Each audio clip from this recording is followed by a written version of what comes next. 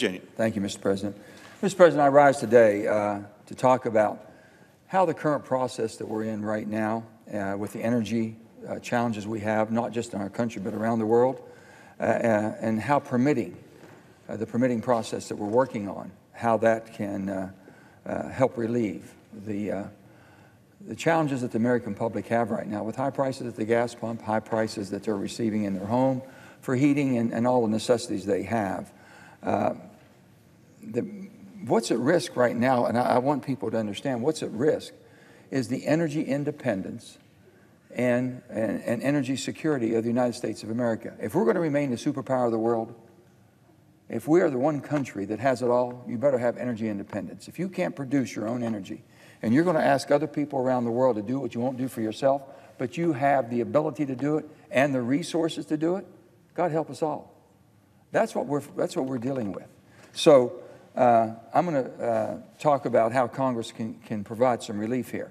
The 2022 Energy Independence and Security Act we've been working on, it's going to be paramount to maintaining what we have. That means we have to focus on quit blaming each other. This has become a personal thing, back and forth, back and forth. Some people on the extreme left, liberals, don't like it because they want no permitting changes. We have some people on the caucus over here, my Republican friends, who've always been for it, but now the leadership has made it personal to be against it. But let me tell you who suffers. It's all the people, all the American citizens are going to suffer if we don't do something. We're all citizens of this great country, and we're all so grateful for having the opportunities we have by living here, but we have an abundant amount of energy that we can produce cleaner than anywhere else in the world. I've always said this, decarbonization. We all should be committed to decarbonizing to help the atmosphere and to help the climate. That's our responsibility as human beings, especially in the developed nation and developed world. Decarbonizing means two things, however you intend to interpret it. Some people want to decarbonize by basically eliminating anything that has fossil. Well, guess what? Our friends in Europe tried that. Our European friends tried that. Look where they are. And then there's those of us who want to basically say we can decarbonize by producing more fossil, cleaner in the United States of America, and basically dispersing the dirty fossils produced around the world. That's all we're saying. When you have oil and gas coming from Venezuela, which is produced with no oversight whatsoever, dirtier than any place in the world, and we were going to go to them to remove sanctions to help us, it made no sense. We were going to ask Iran, who's the most proliferating terrorist support in the world, made no sense whatsoever. When we were asking Saudi Arabia, please produce more oil to help us, no support, makes no sense at all. So this is what we're talking about. I have beside me here that kind of spells out what we're confronting. Here's the common permitting timelines for energy and minerals projects. The timelines. United States, a minimum of 5 to 10 years. Minimum of 5 to 10 years. Canada, 1 to 3 years. Australia, 1 to 3 years. And they haven't deleted any of their oversight for review. They haven't deleted any of that. Now let me tell you the extreme that's going on in the world today. The European Union, which has had pretty stringent oversight on environment, they are considering emergency bypassing all environmental reviews because it's critical to them. Energy has been weaponized by Putin. Energy has been weaponized. And we in America can offset that. We can. No matter what you want to build, whether it's transmission, pipelines, hydropower dams, more often than not, it takes too long. Drives up costs. You can double your cost within a 5 to 6, 7 year period. Double from what the original cost may be and projected cost. Today's energy and mineral projects, as I've said before, take too long. And then you come over here. Look at basically what the United States citizens, all the constituents, 330 million people are subjected to. Natural gas, up 200%. The cost of natural gas, 200%. The cost of natural gas in Europe, 1,100% increase. 1,100%. Predicted by next year, some utility homes will be paying up $7,000 a month. They're going to be subsidized by the government. They can't do that forever. Can you imagine those type of outrageous costs? Gasoline. Gasoline's up 67% under both this administration, previous administration, 67%. Electricity's up 15% and climbing. When you have countries such as Australia and Canada that are doing it in a clean fashion, but also doing it in an accelerated fashion, that's something that we should be looking at. And that's how. We've talked about permitting for years and years and years. If you're on the renewable side and you want all renewable, no fossil whatsoever, you can't get a transmission line built. If you're going to build a wind farm or a solar farm in the middle of the desert where there's no people, and you've got to take that electricity back into the marketplace, you've got to cross a multitude of state lines. You've got to have permitting reform to get it done. You're not going to be able to deliver the energy that people need. Look at our friends whether it be in California, look what's happened in Texas. All this, this very, very fragile what's going on. But the good news is next week we're going to have an opportunity to help accelerate these energy projects clear across the country and the needs that we all have if we don't let politics get in the way. If we basically look at what the United States of America needs, what the people in this country need, and what they want to make sure that we have the energy independence to do it ourselves and not rely on foreign supply chains. That's what it's about. And I've always said, if I can go home and explain it, if I can talk to all of you and explain it, I can vote for it. I can explain what we're doing. I truly can. Whether it be from the IRA, a bill that basically gives us a pathway to walk and chew gum, provide the energy we need for today, but also invest in the energy we need in the future. We're doing both, but you can't do them unless you have permitting reform. Now, everyone thinks this is a side deal. There's no side deal. We talked about all this at one time. We put this project together under one auspice of energy independence and the security this nation needs and the relief the citizens need from high inflation. That's what. And also the support that we need for our allies in Europe are having a difficult time. So let me lay out the facts and explain why voting for energy permitting reform is something that should make sense to each and every one of my colleagues on both my Republican side and Democrat side. But put plainly, with the same state of energy prices our constituents across the country, they can't afford for the politics to stand in the way of a long overdue bipartisan action on energy permitting reform. Domestically, American families and businesses are feeling the pain. This Putin's energy war, I won't acknowledge this as a Russian war. This is one demagogue who basically has brought the havoc and the unrest that we have in the world today. One man, Putin. And he has basically weaponized energy like we've never seen or never thought would be done. And this must be answered. We have the infrastructure and we have the resources. I've said that before. American natural gas prices average around $9 per million a BTU. $9 per million. The same price. I mean, most of this energy comes from my state of West Virginia. A lot of the gas does because we have the Marcellus and the Utica Shale, which is the richest, probably, deposits of natural gas that we've ever seen in this country, let alone in the world. But with that, those prices were in the $2.50, $3 range. It balances out pretty well at $5. At $9, it does not. But that's not. Look what the Europeans are paying. The Europeans are paying astronomical, $60 and $70 equivalent to the same MCF. $60 to $70 versus our $9, which we think is outrageous. This is the crunch that we're in. Even the cost savings that we have achieved by energy efficiency, electricity, home energy costs are up. Americans are concerned, reliability, everybody's watching things that are taking a heck of a hit right now. The changing energy mix has not yielded affordability for American families evenly, in part because we haven't been able to knit together the widespread resources of transmission and the delivery of this energy. That's the hardest thing we have. You can only do that by building more infrastructure. You can't do it by hoping one skips over another to get you what you need. You've got to have infrastructure, whether it's transmission or pipelines, to get you the energy you need. The Consumer Price Index tells a story. Consumers paid 16% more for the electricity service and 33% more for their gas services. And it's only going to get worse, not better. Absolutely. I'm grateful that we've made progress addressing prices at the pump. As we said, a gallon of gasoline remains 67% higher than it did 5 years ago. These are the type of pocketbook issues, they truly are, that are impacting day-to-day decisions Americans make. People are making decisions now how they're going to get from one day to the next, 1 month to the next, and what will happen next year. They're making those decisions.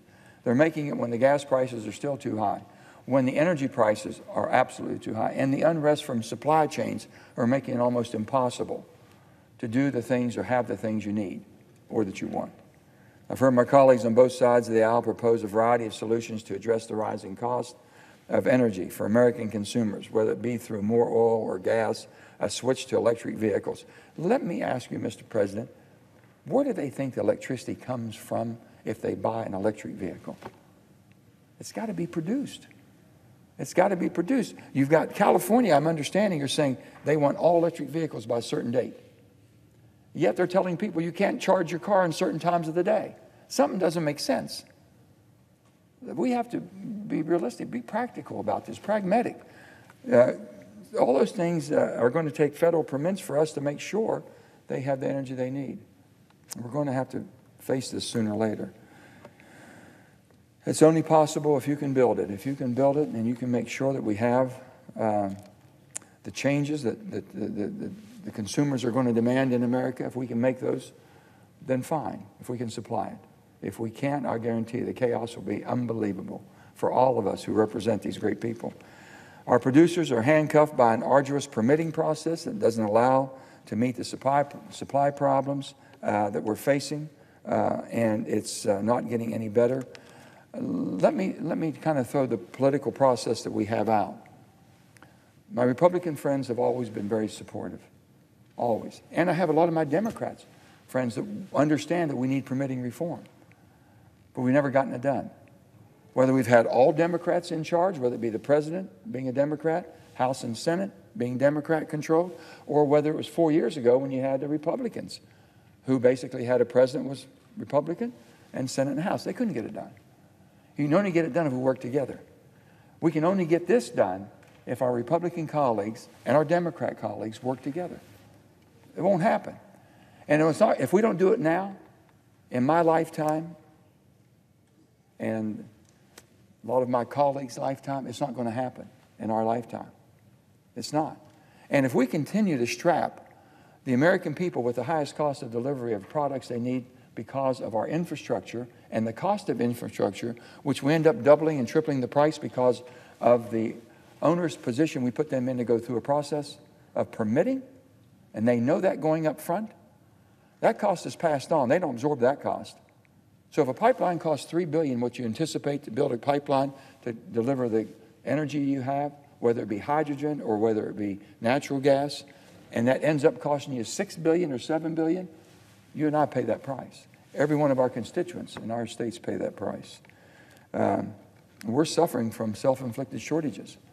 We're anticipating shortages right now. The next 5 years, basically our gas supplies and our gas deposits are down. Natural gas. Natural gas is down. And we can do and change that.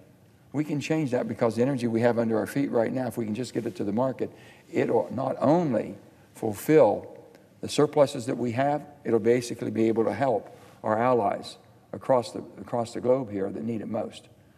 Because the worst thing in scenario is if the Ukraine war and the pressure that war is putting on energy that goes into Europe, and the Europeans are facing some absolutely astronomical hardships, and those hardships reflect where they're putting pressure on Ukraine to make a deal with Putin, God help the world. God help us all. If Putin walks away and can say we had a victory, and he has a propaganda machine that he can say anything he wants, no matter the devastating losses that he has taken with his troops and the economic challenges he has in his country, but the unbelievable carnage and pain he's put on Ukraine, and they're going to be forced because of energy to make a decision, and we can help that and prevent that from ever happening. That's what we should be doing. That's basically the challenge that we have. So you either rise to the challenge or you don't. You either put your politics aside and forget about your personal vendettas and your personal arguments, whatever. Look at the contents of the bill. Look at what we're going to have in front of us that you can vote on, that you can make a difference. I've often said, if you can go home and explain it, you can vote for it. And I truly believe this piece of legislation will do that. We're putting people to make hard choices. They shouldn't be put in that position. I tell Americans every day I speak to them, I say, don't let Washington make you believe you're divided. You're not divided. We're divided here. We are forcing the constituents of our states to pick a side. What side are you on? There's only one side. That's the American side. There's not another side. We have Republican friends and Democrat friends. We might have different ideas, but when the country is challenged, we have one problem to solve. And that's what we're working on right now. You can come with different ideas, and we can go through the whole process, but we should come together. You shouldn't say, well, my side's right, we're against that. My side's right because we're for it. Well, we both have to be. This doesn't pass. Nothing moves on permitting unless we work together. If all the Democrats vote for it, it's not enough. If all the Republicans voted for it, it's not enough. The Senate is unique. It takes 60. So it's going to take 10 or more from one side or the other. And right now, I would say our Republican friends and colleagues are going to have to look deeply at something that they've always wanted and have a chance in their hands to grab. But let politics come between us. I hope not. I don't think so. I'm still betting on the right thing will be done at the right time. I understand that the political process we're in is highly charged. I'm hoping that the American public basically says enough's enough. Come on, it's for the country. It's not for you. It's not to make your party stronger or to make the other one look bad. It's not to give one an advantage over the other. This process is to fix the problems, to keep this country the strongest country on earth, keep us basically the superpower of the world, and we only have one way to do it, to be doing everything we can for ourselves. And I guarantee you, when you're able to do that, you're able to draw your allies closer to you. The people want to be associated with a winner. They want to be associated with an economy that you can't stop and with a quality of life that's next to none. That's what they want to be associated with. And the American dream can be alive. It can only be alive if we do everything to keep it vibrant. So that's what we're working on. Less than a year ago, we acted, Congress, here we did, bipartisan way to accelerate public works permitting in the infrastructure bill. Now, we did it for infrastructure. We finally came together and said for the last 30 years, we've known that our roads and bridges and our pipelines and our internet service, everything needed to be improved. And we voted in a bipartisan way. And you know what we did? We changed how we did the permitting to get those things to fruition, to build a road or a bridge. But yet we can't do it for energy. Doesn't make any sense to me at all. Why we can't do it for energy, but we were able to do it for infrastructure. In the coming days, we're going to have that opportunity to take the action that'll move the needle on getting types of energy and critical minerals. Try getting a permit for a mine, critical minerals. We just passed a bill, the IRA bill, basically says on the car manufacturing. Car manufacturing, we want to get people transitioned. Electric vehicles should be desirable if you either like the product or you don't, but you'll make those decisions. The only way you're going to get a credit is if the manufacturers are sourcing the critical minerals from either North America or favored nations, such as Australia and our European friends. Not those, and right now, all of it's coming from China. China has a lock on this. So until we decide to get off our butts, start doing what we should be doing for ourselves so we don't have to be crippled by a supply chain. You know what I told everybody? I said, the first time in the history of the United States of America, think about this great country, Henry Ford, the mass production line. We have been able to produce in the United States of America without any foreign supply chains that were needed, the combustible engine, all the drivetrains, and everything else it took for a transportation mode.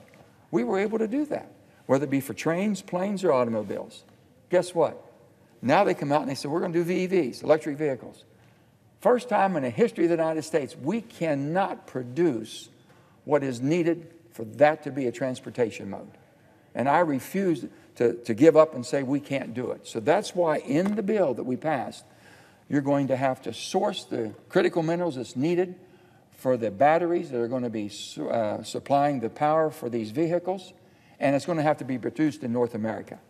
We shouldn't be waiting on a foreign supply chain that says, oh, I'm sorry, we don't agree with your geopolitical stance on so many things, so we're not going to agree to give you what you need.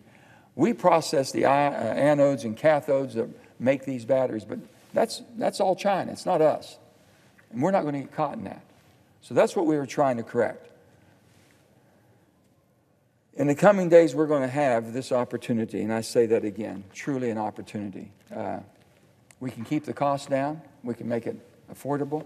We can relieve the pain at the pump. We can relieve the pain when you see your energy bills being mailed to you every month. We can fight all this.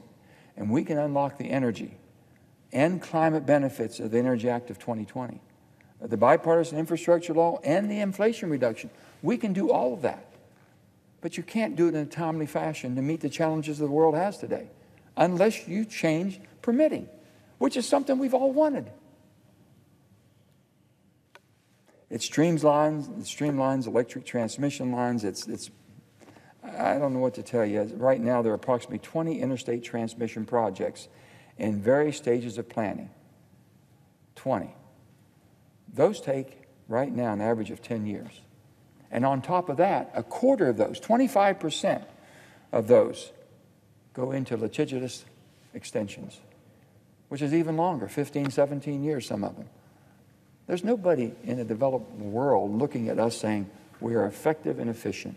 And what we're doing is delivering the most effective and efficient pricing that we can and the most reliable energy that's needed.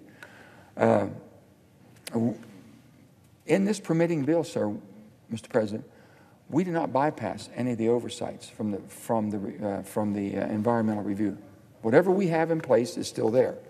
We're just going to put guidelines and timetables. You either do it in a sufficient amount of time or we move on. So that's what we're doing. And we're simultaneously going to 2 or 3 agencies at the same time. All we did is look at what was successful around the world. That's all we did.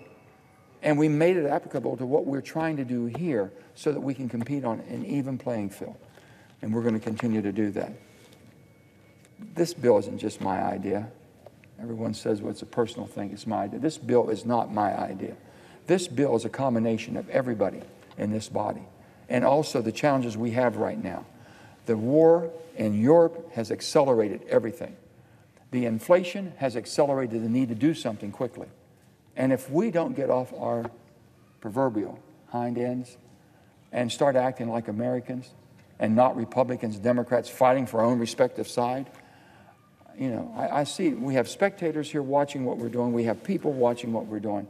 They got to be sick and tired of all we do is call each other names. Every Republican over there, I consider them a friend. Every one of the 50. And every one of my 49 colleagues I consider a friend. I don't have all the answers, and they're not always wrong. Somewhere in between, we can find an answer to the problems. That's all we're asking for. And I'm going to continue to do that. I'm not giving up, and I won't give up. And we have an opportunity. Let's take advantage of it. If we don't, then you've got to go home and explain why not. I don't have to worry about that because I know why I am for this, and I know why that I think it'll help every person in my state of West Virginia and every one of my fellow Americans in this country. I really do. And I hope that we rise to this occasion. We're going to find out next week. We don't have much time to wait now. We'll find out where we stand. And if there are people willing to vote to shut down this government because of political reasons they don't like permitting when it's something they fought for all their life, in political life, they have to answer to that. So with that being said, Mr. President, I appreciate very much the opportunity to be able to speak on this subject because I think it's so important, and it's coming down to the point to where we have great legislation. We've done a lot of bipartisan things, worked on some good stuff this past 2 years. Unbelievable. Now do you want to make sure that you take advantage of that and bring it to the market quicker? You want to make sure you get the prices down. You fight inflation. You show the rest of the world that you can depend on the United States of America. That's what it's about today. So with that, I say thank you. And with that, I notice the absence of a quorum, Mr. President. Oh, hold on. I yield the floor. Under the previous order, the